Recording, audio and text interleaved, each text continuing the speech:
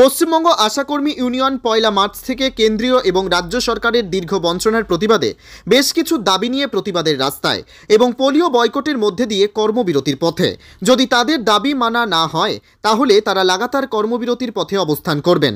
আশাকর্মীরা রাজ্য এবং কেন্দ্র সরকারের কাছে বারবার তাদের দাবি নিয়ে গিয়েছে, কিন্তু তারা উভয় সরকারই নানা সময় আন্দোলনের চাপে দাবির মান্যতা দিয়ে প্রতিশ্রুতি দেওয়া সত্ত্বেও তারা কোনো প্রতিশ্রুতি পূরণ করেনি। কেন্দ্রীয় এবং রাজ্য সরকারের যে বাজেট, সেই বাজেটেও কোনো পারিশ্রমিক বৃদ্ধির কথা ঘোষণা করেনি।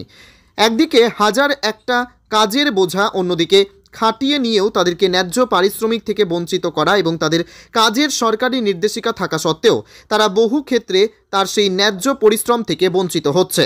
এই অবস্থায় দাঁড়িয়ে আশাকর্মীরা বাধ্য হয়ে কর্মবিরতির পথে গেছেন।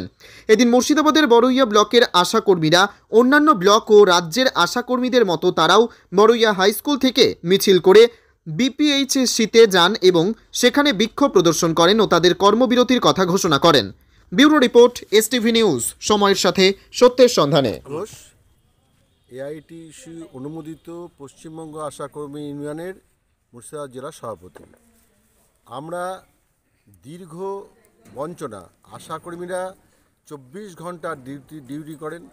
তাদের মা শিশুর দায়িত্ব পালনের যে কাজ ছিল তাকে বাদ দিয়ে হাজার একটা কাজের বোঝা তাদের উপর প্রতিনিয়ত চাপিয়ে দেওয়া হয়।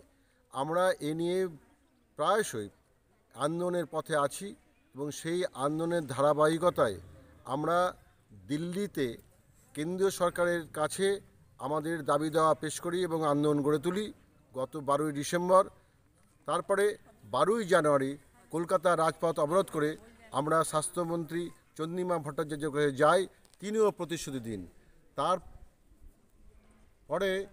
দীর্ঘ যে বঞ্চনা সেটা চলতেই থাকে এবং শুধু তাই নয়, দুটো বাজেট তারা নিয়ে এসেছে, কেন্দ্রীয় বাজেট এবং রাজ্য বাজেট।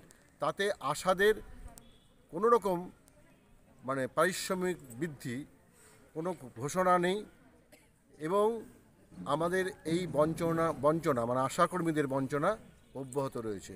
আমরা দাবি করেছি যে আশাকর্মীদেরকে স্বাস্থ্যকর্মীর মর্যাদা দিতে হবে, আশাকর্মীদের সরকারি স্বীকৃতির মর্যাদা দিতে হবে, আমাদের ভাগে ভাগে টাকা বন্ধ করতে হবে, আমাদের সমকাজে সম বেতন দিতে হবে, আমাদের প্রয়োজনীয় যে ছুটি সেই ছুটি দিতে হবে।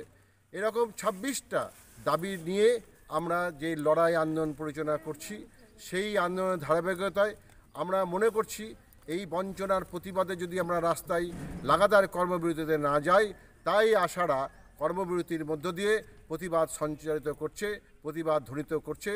আমরা যতদিন এই দাবি না মানবে ততদিন আমরা আশাকর্মীরা লাগাতার কর্মবিরতির পথে হাঁটব।